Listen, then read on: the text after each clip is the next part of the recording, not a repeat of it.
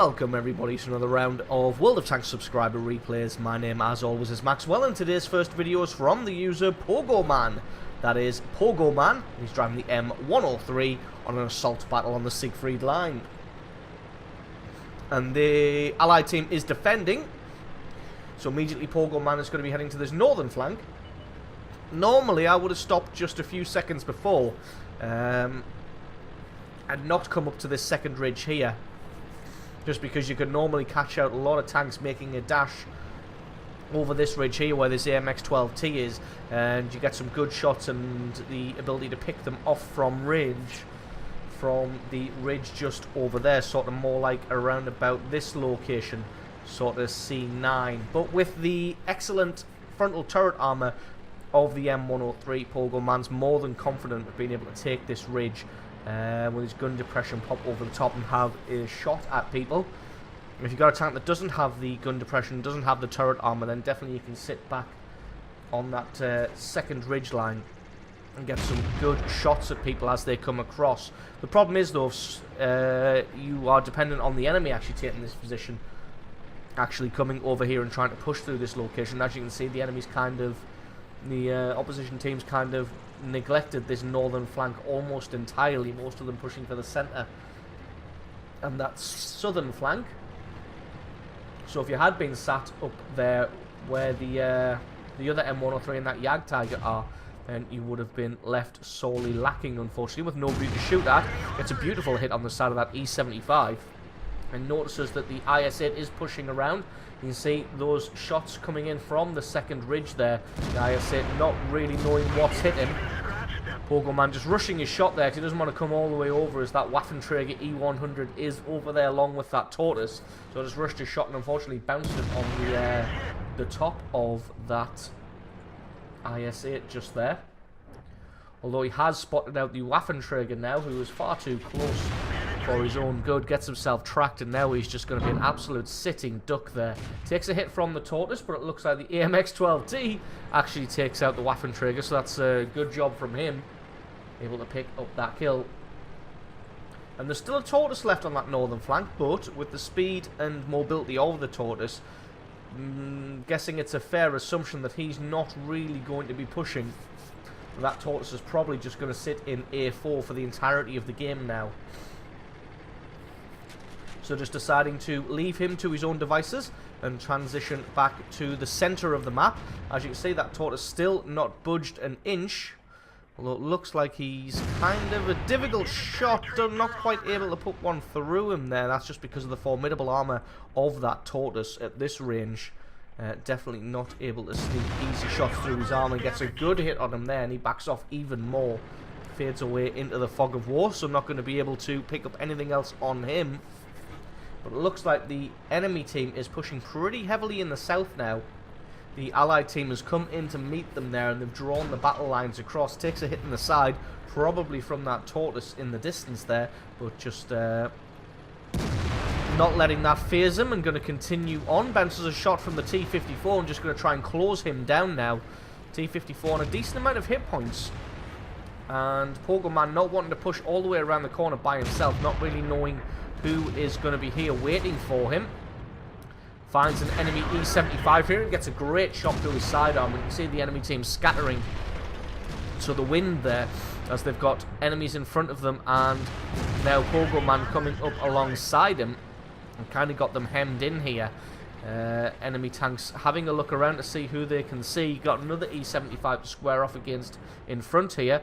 Got to play it carefully because that E75, as you may have seen, is a tanky beast.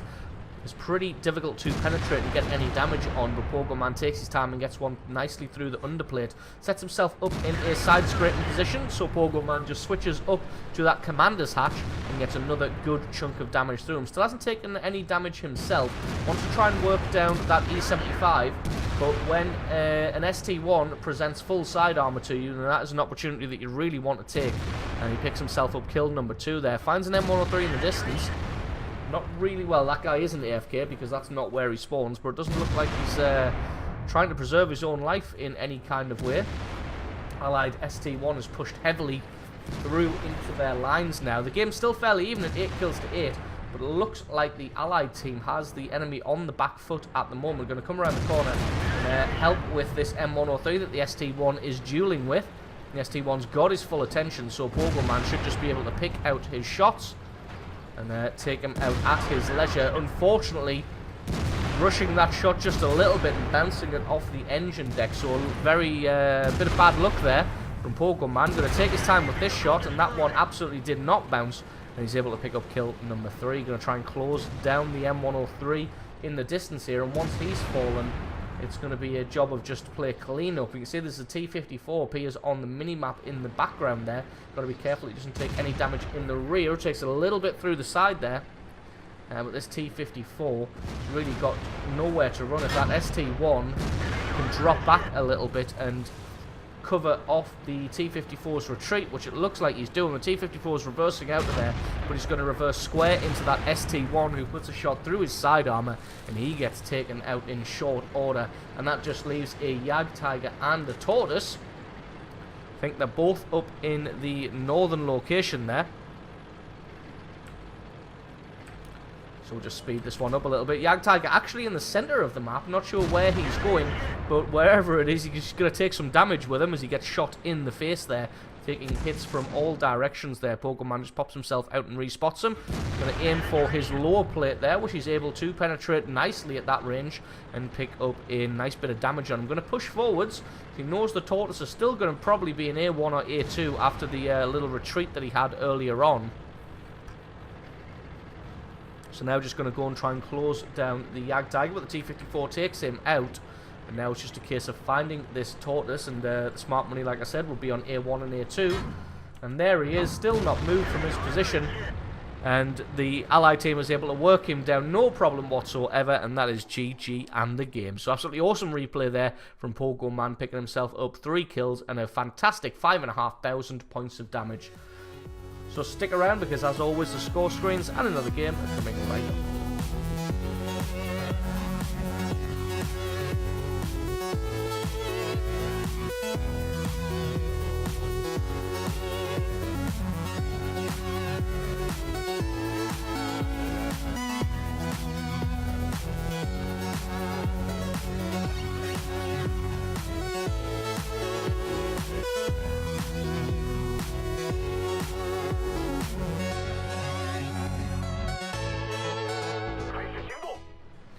And our second replay of the day is from the user, bear with me while I butcher the pronunciation of your name, Spichopat, or Spicopat, and he's driving the WZ-131 on another assault battle, this time on Erlenberg. I think we're just going to call this guy Pat from now on.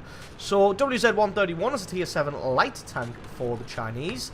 This thing should be driven a lot more like a medium tank though than a light tank, although it doesn't have the armor or the hit points to back up its medium credentials. It definitely does have the gun to do that, so this one driven a lot more like an assault tank rather than a scout and a spotter.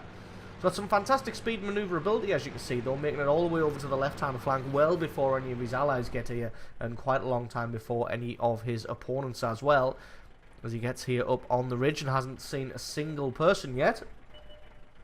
And there we go, spots out the WZ-131, is that, of his enemy there? So spotting out his counterpart and getting a good hit on him, and as he drops back from the ridgeline, he's going to be hitting some fire from a few different sources. So Pat's going to be cresting the hill again just to try and get another spot on him, not quite able to get a second bit of damage. But the artillery finally comes in and finishes him off. Artillery always likes to take down the light tanks just because, one, they're the tanks most likely to get to you and kill you in battle, and also they're a guaranteed penetrating hit basically thanks to the very, very thin armor. So I'm going to be squaring off against the STA-1 here, which is a tier 8 medium tank, so I'm going to have to play this one carefully. As one-on-one, the STA is going to be more than a match for the WZ-131, but it looks like Pat's allies have turned up now, and a few people are going to be getting hits on him. The artillery is the hero once again, lands a massive hit and sets fire to the STA-1, takes him out, and with the flank cleared, that gives Pat the opportunity to head off and do what light tanks do best. So we're going to be sitting on the ridge line here, going to see if we can find out any of the enemy team. It looks like this is pretty much everybody from this flank dealt with now. So the guys on the left-hand flank kind of just have to hold out, while these guys on the right-hand flank are going to come in and try and flank around the sides of them. Finds a Panzer Soufflé here. I'm going to be just carouseling nicely around him. Reloading his cannon there. Got caught a little bit short and was able to get a good hit though on the Panzer Soufflé and get behind the rocks. And he's given far too much attention to this light tank. And he just gets taken out there, no problem whatsoever. Finds an AFK IS-3 here. So we're going to take the opportunity to just get some free damage on him. Takes out his tracks just to be sure, as it looks like he is twitching his turret from side to side. So it looks like maybe not just the AFK, might be a bot as well. So just going to make sure that he can get as much free damage on him as he can. And indeed he's able to pick up a total of 775 damage on that AFK IS-3. Now it's going to be a case of just find and hunt down the artillery. Takes a little detour through that guy's house. Now going to try and find this Lorraine 155. Does see a super Pershing in the distance, but to be honest, there's not really very many tanks in this location. So that's going to give Pat the opportunity to just try and hunt down the artillery. As you can see, switches to high explosive ammunition, as he wants to just try and guarantee a penetrating hit on that Lorraine 155. But he's only got a couple of high explosive rounds, so just switches back to regular AP, and this Lorraine 155 is running for his life. And the good thing about the French artillery is they are quick and they are maneuverable, so in a one-on-one race it's going to be a bit difficult to try and catch the artillery. Does finally see him in the distance there. Unfortunate to get a 0 damage critical on him there. Just backs off so he's not too much of a big target himself. Finally lands a good hit on the Lorraine. Just needs one more to take this guy out, but he is running for the hills. Doesn't quite make it, and Pat's able to pick up his first kill of the match now on the enemy artillery. So just doing what a good light tank should do and harass the enemy artillery.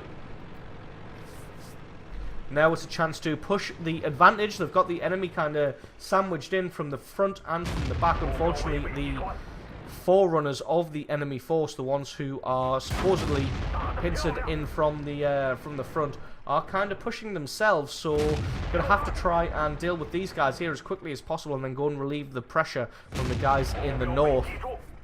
Is able to land some good damage onto this Tiger here. Just one more shot and he can pick up the kill, which he does. And now that leaves the Tiger P, Black Prince Caernarvon, and here is that Super Pershing. Disappeared for a while, takes a little bit of damage from him, but this Super Pershing is not a quick machine, so just going to carousel around him and then make a run for it. Tries to land some shots on the Super Pershing as he runs away, but he's not quite able to land anything significant, as he's too busy trying to concentrate on keeping himself alive rather than landing damage on the Super Pershing, which is what you want to do with a light tank. Your number one priority is not to get shot and not necessarily to land damage yourself, as that is what your allies are for. Going to be coming and having the second crack at the Super Pershing. Takes another chunk of damage from him and decides to ditch right this time and use the building as cover. I'm going to try and give him the runaround, and the advantage of this tactic over the one that he used previously is it's going to draw the Super Pershing out onto the exposed ridge, and that's going to allow his allies to be able to shoot and do damage to him. Gets a good shot through the sidearm as Super Pershing fluffs his shot, and A44 turns up to lend a hand. Unfortunately, this Super Pershing is fairly tough from the front. He decides to switch targets now and go for this A44. But Pat comes at him from the side, drops down the ridge just to deny that shot on him there. Doesn't have the gun depression to be able to get any damage on him by the looks of it. And Pat just going to continue to back off and put consistent damage through his side armor here. And going to try and take out his tracks as he does so, just so that he's not able to go anywhere. And the two of them here, the A44 and the WZ-131 of Pat, going to work him down and able to take him out pretty damn convincingly there. So an excellent piece of dueling there. And now that just leaves this Caernarvon in the distance. KV5 closing him down, as is the 131 and this A44. Mervin's already fired now at this KV-5, but got to be careful because these British tanks do reload pretty damn quickly. And that's a fantastic shot to be able to take his tracks out and cripple his mobility. Doesn't quite land that shot there, not quite able to get any damage. Just notice that his turret is traversing pretty damn quickly, so just going to drop back behind the cover of the ridge here, just so that he can't land any more damage. Going to crest the hill now. Fired a little bit prematurely there, but it looks like that KV-5 is finally able to pick him up, and that is GG and the game. So absolutely awesome replay there from Spicopat, if that's how you pronounce your name, picking up a monster 3,500 points of damage in his WZ-131 light tank. So don't forget, guys, if you've got yourself a great replay, then send that in to replay@screenreality.com. Link for that's in the description. If you found this video entertaining, useful, informative, or whatnot, then definitely leave me a like, favourite, and stick a comment in the comment section below, letting me know exactly what you thought. And if you're not already, then definitely consider hitting that subscribe button for a lot more World of Tanks content to come in the future. I have been Maxwell, this has been World of Tanks, and I will catch you guys next time.